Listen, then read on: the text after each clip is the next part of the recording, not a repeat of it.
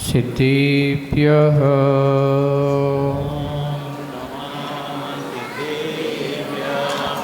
ॐ नमः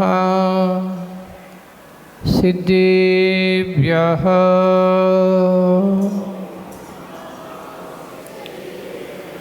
जय श्री ओम नमः सिद्धिभ्यः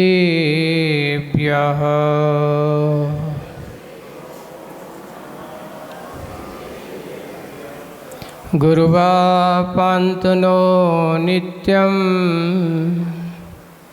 ज्ञानदर्शननायका चारित्राणौघं वीरः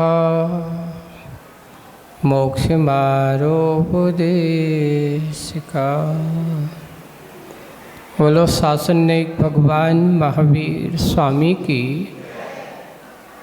देवादिदेव 1008 श्री मूलनायक श्री शंभुनाथ भगवान की। परम पूज्य आचार्य गुरुवर हम सबके उपकारी आचार्य गुरुवर श्री विद्यासागर जी महाराज की। गुरु नाम गुरु आचार्य ज्ञान सागर जी महाराज की। आचार्य श्री समय सागर जी महाराज की। अहिंसा परमो धर्म की।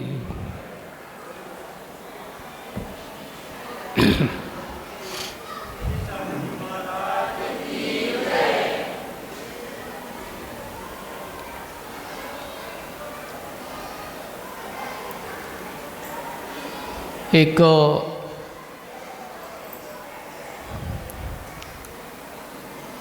आचार्य जी ने बहुत अच्छे हाइको लिखी थी।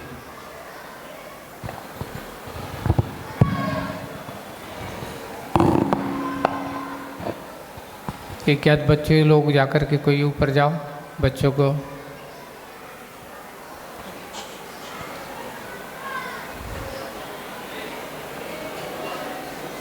आचार्य जी ने हाइको लिखी अपने गुरु महाराज को, और आज वो हाइको उनकी ही हाइको उन्हें समर्पित है।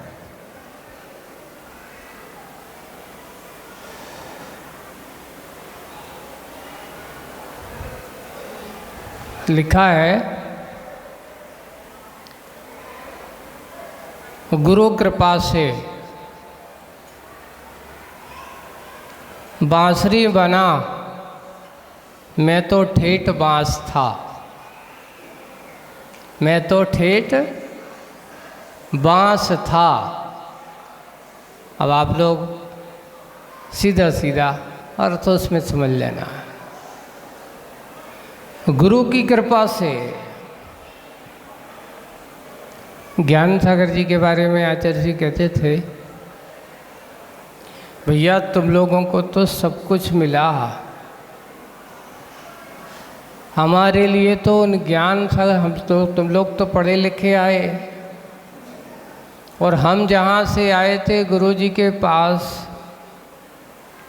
तो हम तो ऐसे थे, पढ़ा तो था पर समझता नहीं था, क्योंकि हिंदी मुझे समझ में आती नहीं थी, बोलना आता नहीं था। जब वहाँ पहुँचा तो हमने तो पूरी अपनी जीवन की नई कहानी आचार्य ज्ञान सागर जी के चरणों में पूरी की पूरी ABCD से चालू किया है, क ख ग से चालू किया है। इसलिए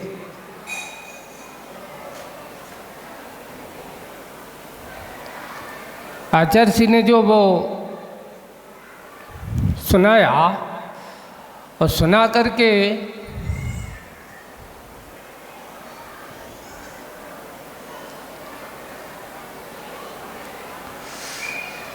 देखो गुरु कृपा क्या होती है।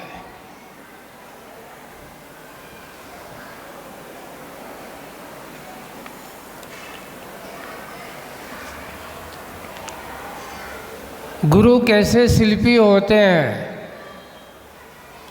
एक सामान्य बांस कभी बांसुरी बन जाए, मैंने कभी सोचा नहीं था। लेकिन गुरुजी ने एक ठेठ बांस को क्या बना दिया? बांसुरी बना दिया।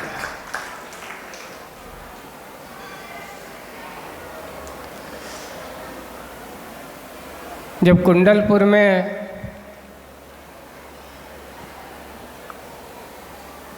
आचार्य सिंह ने ये हाइको सुनाया था, तब हम लोगों ने भी आचार्य श्री से कहा कि देखो आचार्य श्री ज्ञान सागर जी महाराज ने तो एक बांस को बांसुरी बनाया है, एक ठेठ बांस को क्या बनाया है? बांसुरी बनाया है। पर आपने तो इतने सारे ठेठ बांसों को क्या बना दिया? बांसुरी बना दिया। बिल्कुल अनगढ़ पाषाण, अंध पाषाण।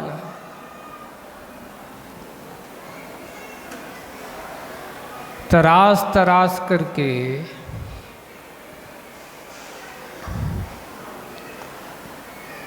उन्होंने एक वह वितराग स्वरूप में ढाल दिया, एक दिगंबर मुद्रा का स्वरूप उनको बता करके, उनको दिखा करके, और वितरागता का मार्ग उनको बतला दिया।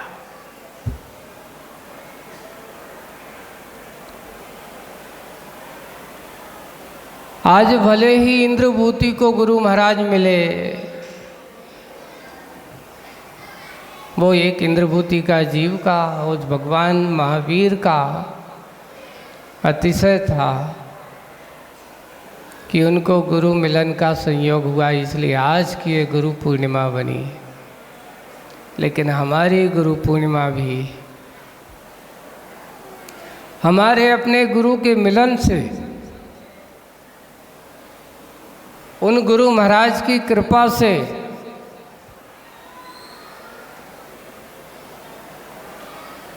हम सबको मिलती है। एक और पूज्य आचार्य भगवान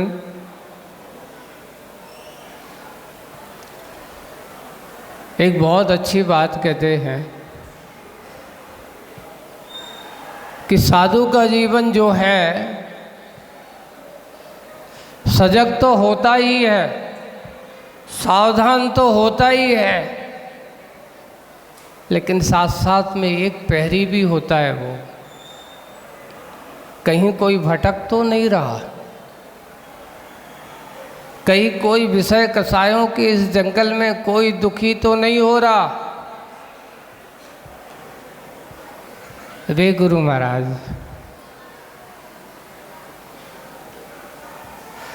कितनी करुणा करते हैं, कितनी करुणा रख करके।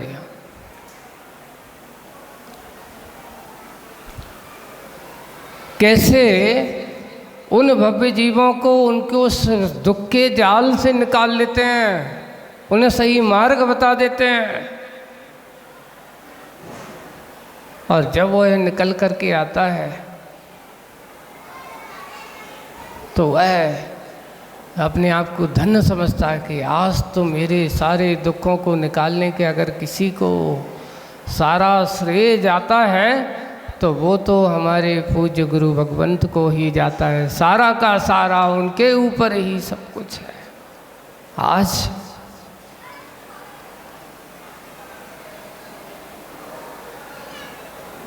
बोल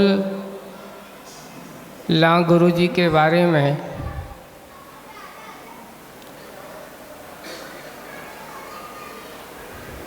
शब्द कहाँ है।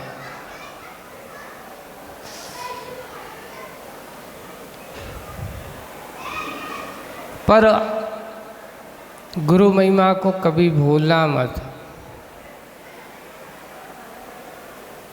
है ना। आचार्य जी की कविता है, गुरु जी ने मेरे, अब पूरा उसका भाव है, मैं तो अज्ञानी था, मेरे हाथ में दिया दे दिया। इसका सारभूत बहुत अच्छा है। मैं तो अज्ञानी था, पर गुरु ने मेरे हाथ में क्या दे दिया? दिया दे दिया। अर्थात मुझे कुछ नहीं आता था, समझ में नहीं आता था कहाँ जाऊं, किस दिशा में जाऊं। उन्होंने कहा भटको मत, अंधेरा बहुत है, एक ज्ञान दीप लेकर के चल, इसके उजाले में चल, कभी भटकोगे नहीं। वैसे ही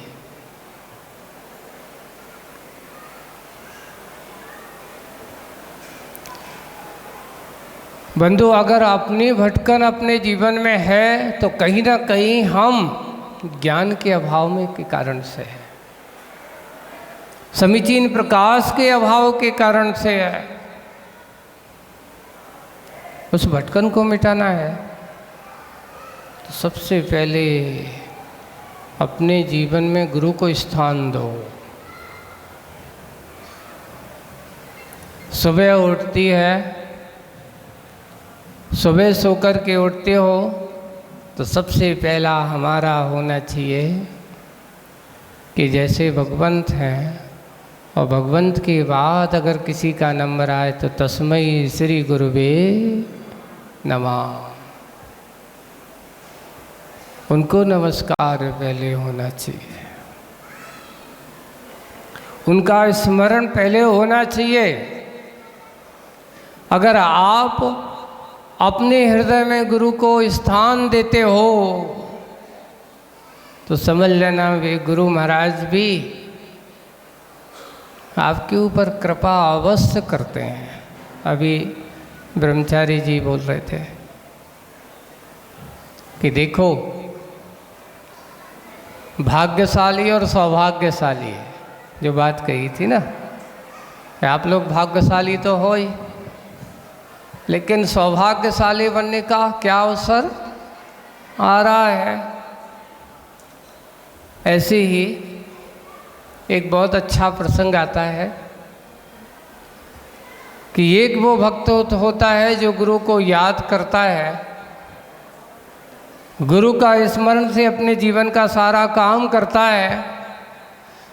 कोई भी अपना अच्छा काम करे तो सबसे पहले तस्मै श्री गुरुवे नमः, अपने गुरु का स्मरण, उनका नाम लेकर के सारा काम करता है।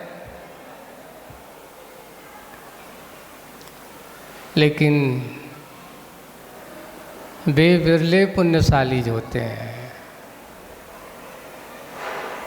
बहुत बिरले होते हैं जिनकी दृष्टि में गुरु हैं, वे तो भाग्यशाली हैं, लेकिन जिन पर गुरु की दृष्टि है वे परम भाग्यशाली हैं, सौभाग्यशाली हैं कि देखो नज़र में रखते हैं।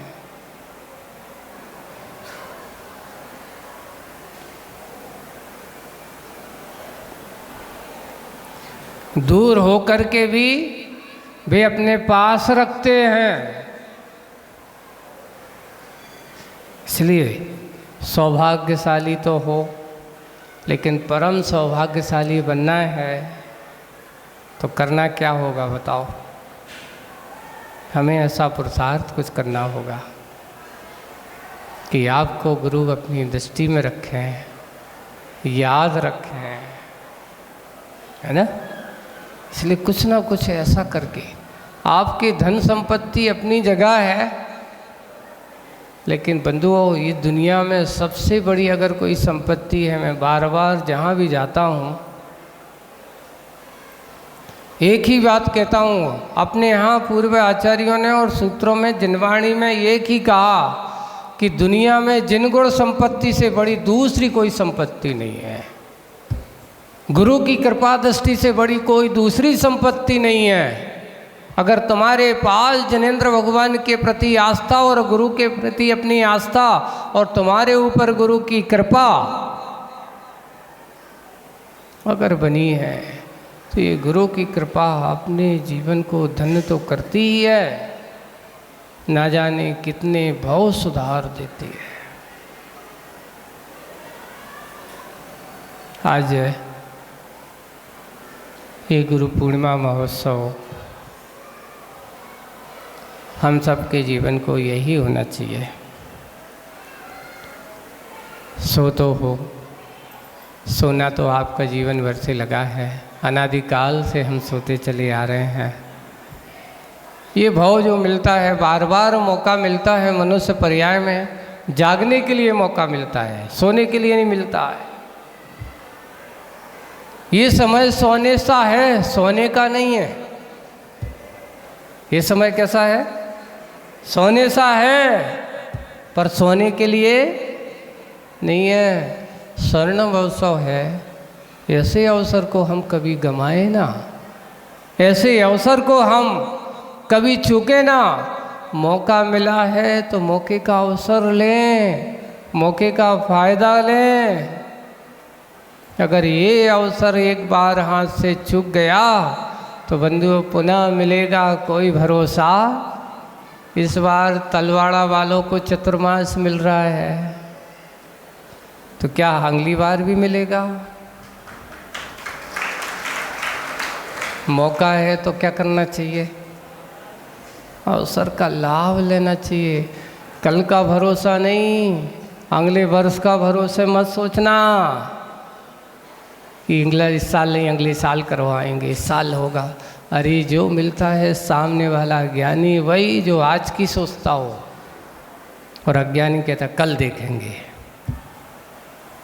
अज्ञानी क्या कहता है? आज नहीं कल देखेंगे।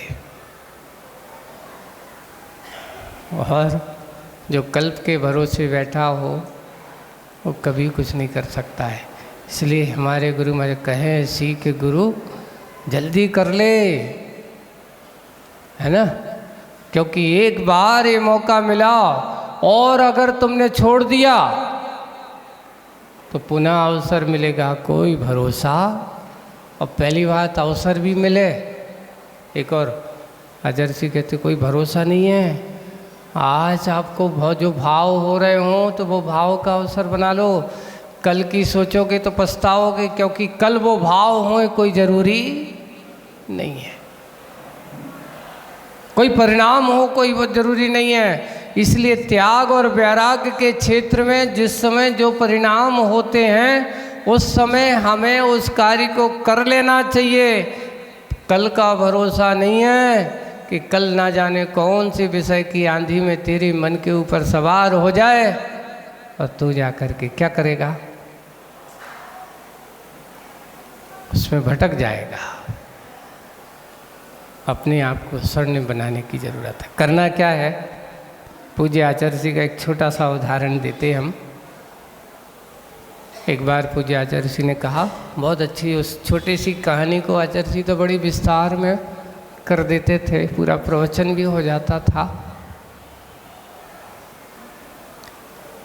पाषाण एक होता है पारस पत्थर, है ना?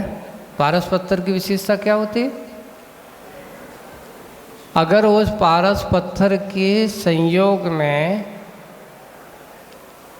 लोहा, अच्छा साफ सुथरा लोहा आ जाए तो वो भी क्या बन जाता है? सोना बन जाता है। ये तो सब जानते हैं। सब लोग चाहते कि ऐसा पाथर पत्थर हमें मिल जाए, लेकिन बंधु उसके लिए भी पुण्य चाहिए। हर किसी को मिल जाता तो सब अपने काय में लगे होते, है ना?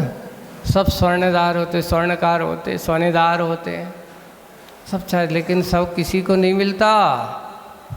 कोई बिरला जीव होता है जो ऐसे पारस पत्थर को प्राप्त कर पाता है। एक व्यक्ति को कहीं से ऐसा पुण्योदय था, मिला। अब उसने जाकर के एक छोटी सी लोहे की डिब्बी है, उसके अंदर रखे हुए हैं, लेकर के गया।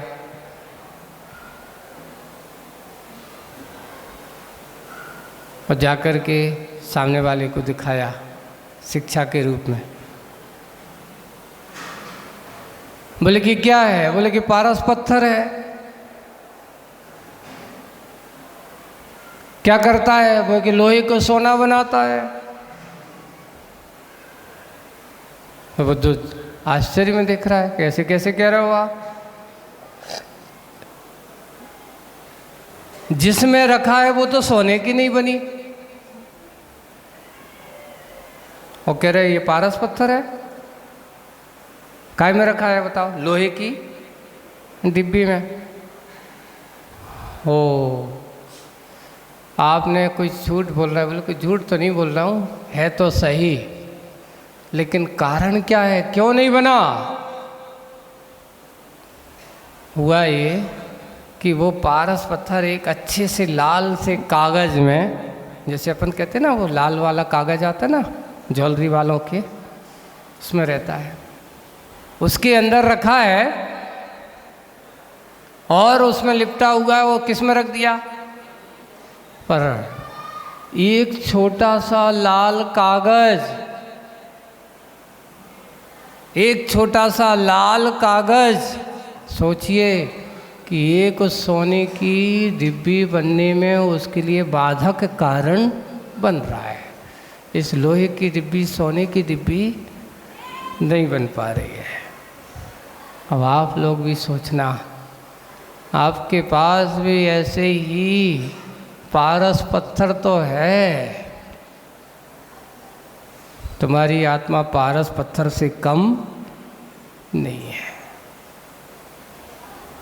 पर ये बताओ, आज तक तुम अरहंत सिद्ध या मुनि क्यों नहीं बन पाए? बताओ। गुरु महाराज ने बहुत अच्छा संकेत, कुछ नहीं, वो कागज है, उस कागज में लिपटी हुई तुम्हारी आत्मा है, चारों तरफ से लगाए रखे हो। वो कौन सा कागज है? बोले कसायों का कागज। एक बार कसाय का कागज हटा के तो देखो, देरी नहीं लगेगी तुम्हारी आत्मा को परमात्मा बनने में। गुरु महाराज क्या करते हैं? बस एक ही काम कर देते हैं, तुम्हारी आंखों का पर्दा हटा देते हैं। धीरे से वो कसायों के कागज को कम करने का प्रयास अभी हमारा और तुम्हारा बंधु आज तक अभी कसायों का कागज गल नहीं पाया। उसका परिणाम है कि अभी हम उस संसार से परे हो नहीं पा रहे। प्रयास करो। पारस पत्थर हमारे साथ है और वो होने के बाद भी हम उसको प्रयास क्या नहीं कर पाए आज तक। कहीं क्रोध कसाए, कहीं मान कसाए, कहीं माया कसाए, कहीं लोभ कसाए की कालक अलग अलग हैं, बहुत अच्छे हैं, एक दो चेहरे वाले नहीं हैं। कभी कभार एक परत हट जाती तो दूसरी परत बड़ी हो जाती है। कसायों के कागज बहुत बड़े घातक है, उसको हटाना है।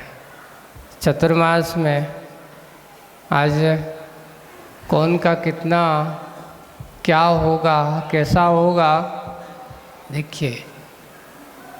इससे हमारा तो और आपका चतुर्मास, अभी भैया जी आपको बता रहे थे कि महाराज का चतुर्मास हो रहा। मैंने भी कहा था आपको कि तुम्हारा चतुर्मास हो रहा है।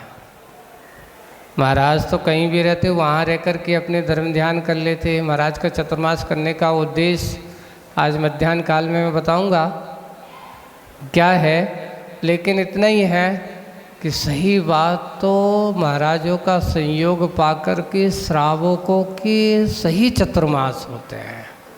और तलवाड़ा वालों है ना, अभी भैया जी कह रहे थे ना, तलवाड़ा वाले कौन हैं, क्या वाले हैं? बड़े भाग्य वाले हैं। भाग्य वाले तो बनो, अच्छे सौभाग्यशाली बनो। अच्छे तल में तो बहुत हो, कितने तल में हो, है ना, कहीं तल में ना रहो, पाताल में ना रहो। हमें तो ऊपर की ओर आना है। नीचे से अच्छी नहीं। और इतना ही है, ये बात भी कह दे रहा हूँ कि तलवाड़ा वालों की तिजोरी भी बड़ी बड़ी है, छोटी मोटी नहीं है। अगर मन अच्छा हो तो तिजोरी भी अच्छी हो सकती है। और ये तिजोरी अगर तुम्हारी अच्छी हो, है ना, तो आपका पाताल में जाना निश्चित नहीं होगा। और अगर तुमने तिजोरी में लगे रहे तो पाताल में जाना निश्चित होगा। इसलिए हम पाताल की यात्रा नहीं करें, अपनों आपको ऊपर की ओर आने की कोशिश करेंगे। रखने से, देने से बहुत अच्छा काम हो सकता है।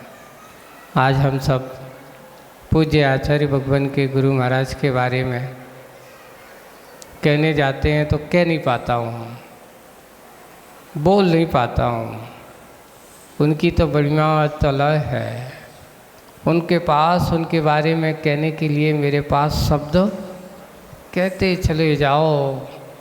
बस वे तो हम सब के लिए महान मार्गदर्शक हैं। अपन तो ये कभी सोच भी नहीं सकते थे।